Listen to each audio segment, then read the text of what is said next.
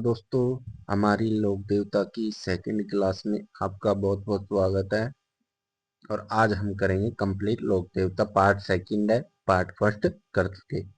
तो देखेंगे मेहाजी मांगलिया। तो मेहाजी मांगलिया तो मेहाजी मांगलिया पंचपीरों में गिने जाते हैं। और ये किसके समकालीन थे? तो ये थे रावचुंडा के समकालीन।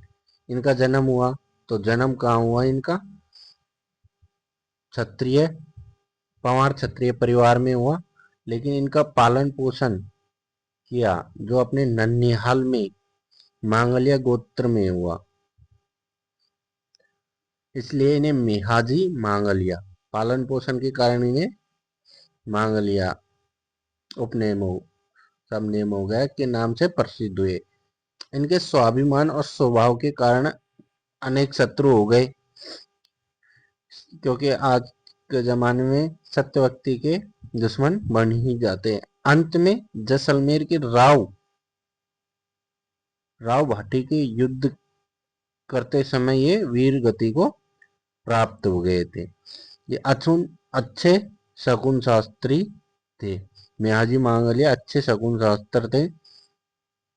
लोगों की सेवा, सहायता, संरक्षण देने के लिए लोक देवता के रूप में पूजे गए। बापनी में इनका मंदिर है। मंदिर कहाँ है? बापनी में। और भाद्रपद कृष्णाष्टमी को यहाँ मेला बढ़ता है। और रामदेव जी का जन्म कब हुआ था? भाद्रपद की शुक्ल द्वितीया को, और और इन्होंने समाधि ली थी भाद्रपद शुक्ल एकादशमी को। तो वो सांप्रदायिक सद्भावना का मेला भी बढ़ता है सबसे बड़ा, द्वितीया से एकादशी तक। तो नेक्स्ट चलते हैं दोस्तों। नेक्स्ट लोक देवता पर आ गए हम, गोगा जी। तो देखते हैं गोगा जी का जन्म कहाँ हुआ। तो गोगा जी का जन्म हुआ चूरू ददरेवा गांव में। चूरू के ददरेवा गांव में गोगा जी का जन्म। ददरेवा शीशमैड़ी तथा समाधि स्थल धुरमैड़ी। इधर से शीश याद हो जाएगा, इधर से धुरमैड़ी याद हो जाएगा। इनके पिता का नाम जेवर जेव जेवर जी। तो इनके पिताजी का नाम कैसे याद कर लेंगे? गोगा जी।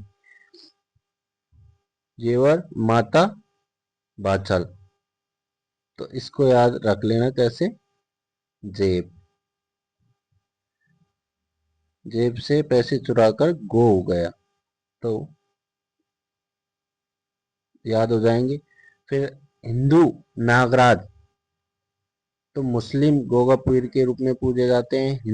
हिंदू धर्म में ये नागराज के रूप में पूजे जाते हैं, और मुस्लिम धर्म में ये गोगा पीर के रूप में पूजा की जाती है। और ये गोरखनाथ व मोहम्मद गजनवी के समकालीन थे। समकालीन मतलब उनके समय में। गोगा जी अपने मौसेरे भाई अर्जुन व सर्जन के साथ संपत्ति विवाद चल रहा था। अर्जुन सर्जन द्वारा मुसलमान के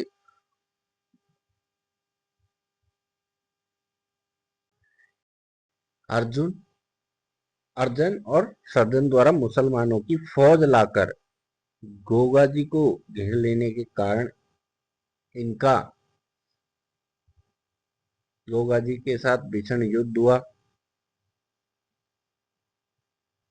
जिसमें अर्जुन और सर्जन के साथ गोगा जी भी वीर गति को प्राप्त हो गए। इस युद्ध में गोगा जी की वीरता का सुंदर वर्णन कवि मेहन, कौन से कवि ने?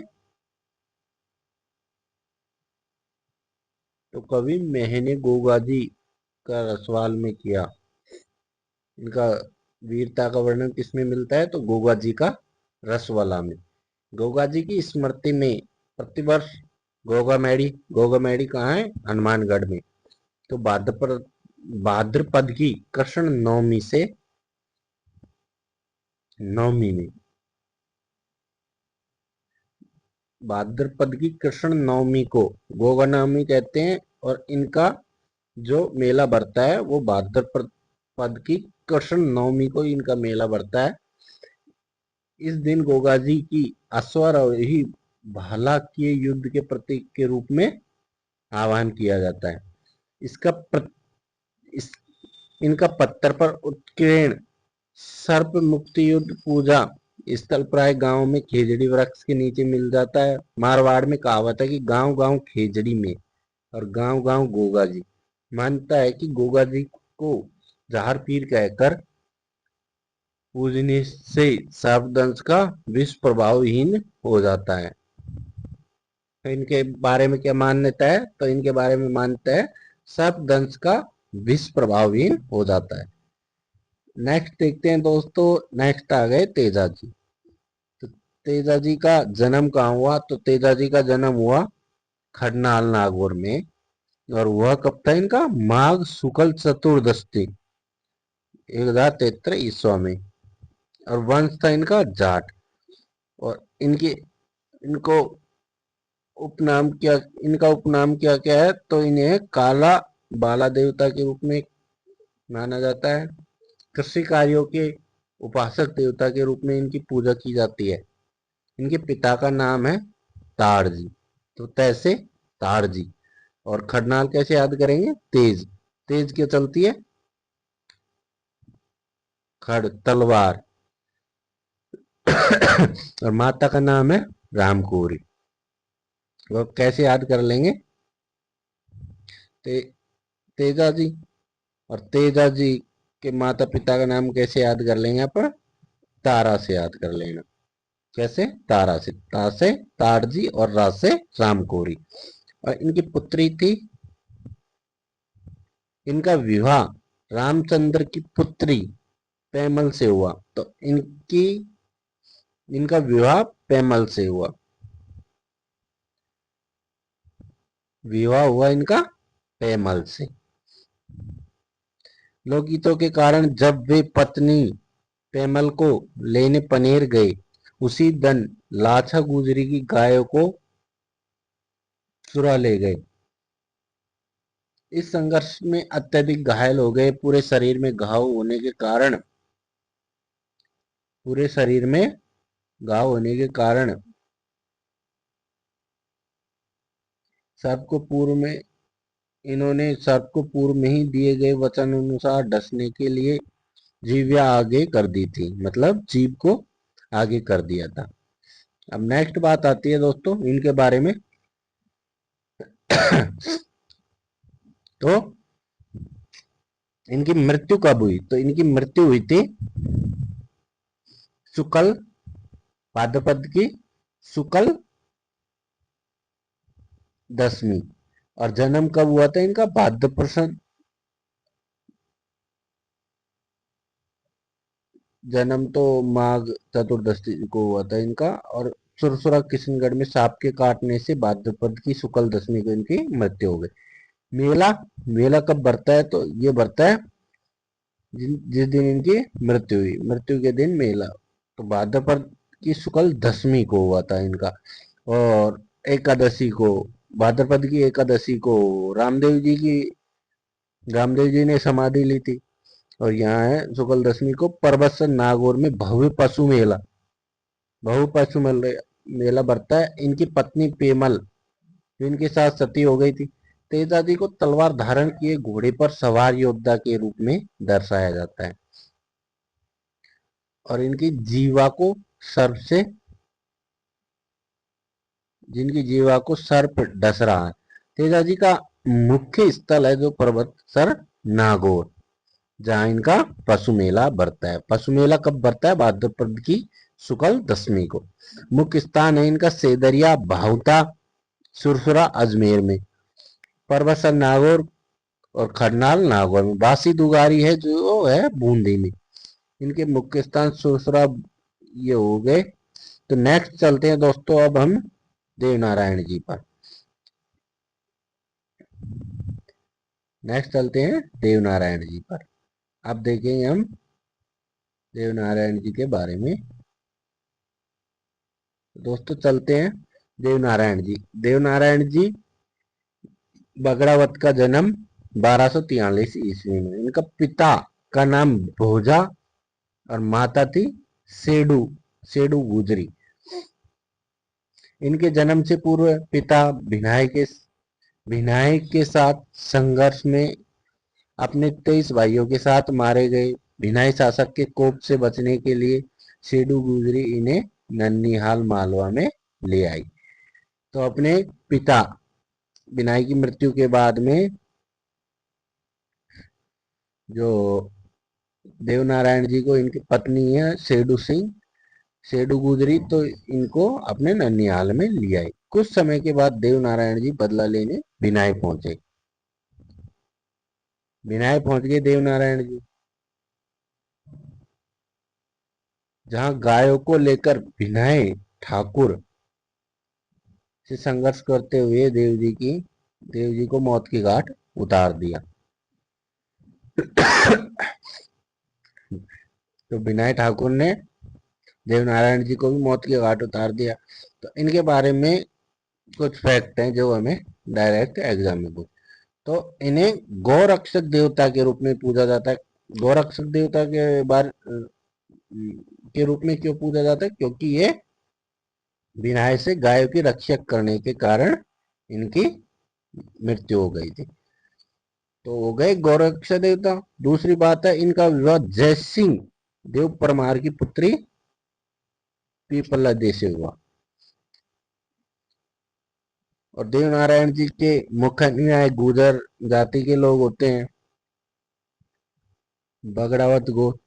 तो गुर्जर जाति द्वारा देवनारायण जी फड़का वाचन किया जाता है।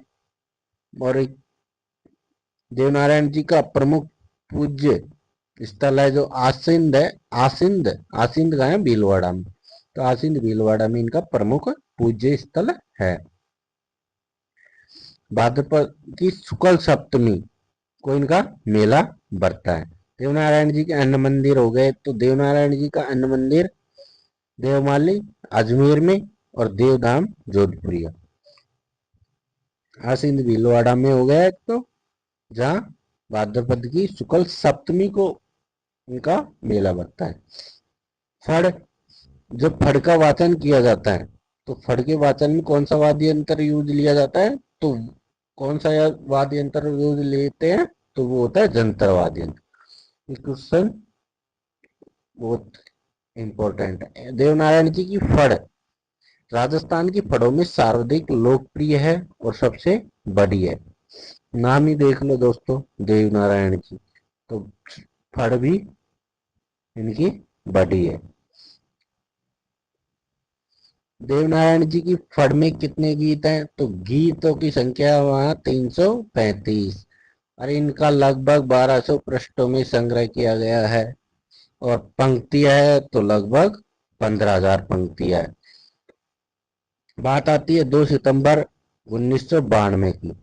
तो तब डाक विभाग ने जो देवनारायण जी की फड़ है, देवनारायण जी की फड़ और 5 रुपए का डाक टिकट जारी किया था। कब किया था? 2 सितंबर 1992। नेक्स्ट चलते हैं दोस्तों। नेक्स्ट आता है भारतीय डाक विभाग द्वारा 2011 में देवनारायण जी पर डाक टिकट जारी किया गया। तो दोस्तों अब देखते हैं हम नेक्स्ट कल्ला जी। तो कल्ला जी का जन्म कहाँ हुआ? तो कल्ला जी का जन्म हुआ मेड़ता के निकट सामिया गांव नागौर में।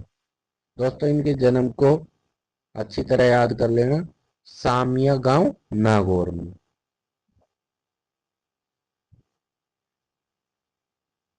तो कल्ला जी मेड़ता ने आज सिंह के पुत्र थे। मीरा इनकी बुआ थी। ये अस्त्र शस्त्र और औषध विज्ञान में निपुण थे। औषधियों का ज्ञान था इनको। कल्ला जी, तो इनका एक तो नागौर, जन्म नागौर में। कल कल को कैसे याद कर लेंगे? शाम से याद कर लेंगे। सामियाना नागौर। पिता था इन किन मेड़ता आज सिंह के पुत्र थे और ये अस्त्र शस्त्र औषध विज्ञान में निपुण थे। इनकी पूजा नाग रूप में की जाती थी। तो इनकी पूजा नाग रूप में और इन्हें शेषनाग के अवतार के रूप में जाना जाता था। बाल अवस्था में कल्ला जी ने किनकी पूजा की थी? कुल देवी नागनेची माता। 1567 से 68 तक अकबर द्वारा चित्तौड़ पर आक्रमण के दौरान कल्लाजी ने युद्ध में घायल जयमल को अपने कंधे पर बिठाया था। जयमल को कल्लाजी ने कंधों पर, और 2 तलवार जयमल के हाथों में और 2 तलवार स्वयं लेकर युद्ध करते हुए इस वीरता के कारण इनको चतुर्भुज या 4 हाथों वाला देवता के रूप में पूजा पूजा की जाती है। 2 सिर और देवता के रूप में पूजा की जाती है। सिर कटने के बाद भी कल्लाजी का धड़ मुगलों से लड़ता हुआ रुंडेला तक पहुंचा। डूंगरपुर जिले के सामलिया गांव इनका जो जन्म हुआ वही गांव में कल्लाजी की काले पत्थर की मूर्ति स्थापित की गई है। कहाँ? डूंगरपुर में। डूंगरपुर जिले के सामलिया, दोस्तों ये सामियाना है और ये है सामलिया। तो सामलिया डूंगरपुर में की गई है, न कि सामियाना में। मूर्ति प्रतिदिन केसर और अफीम चढ़ाई जाती है इनके। केहर, कमधज, योगी, बाल ब्रह्मचारी, कल्याण आदि नामों से पूजनीय कल्लाजी के मध्य प्रदेश, मारवाड़, बांसवाड़ा, डूंगरपुर, मेवाड़ 500 मंदिर है। 500 मंदिर है लगभग। देखते हैं दोस्तों, इनके मंदिरों के पुजारी सर्पदंश से पीड़ित लोगों का उपचार करते हैं। Thank you everyone watching this video, और अदर लोक देवता हम नेक्स्ट वीडियो में पार्ट 3 में देखेंगे।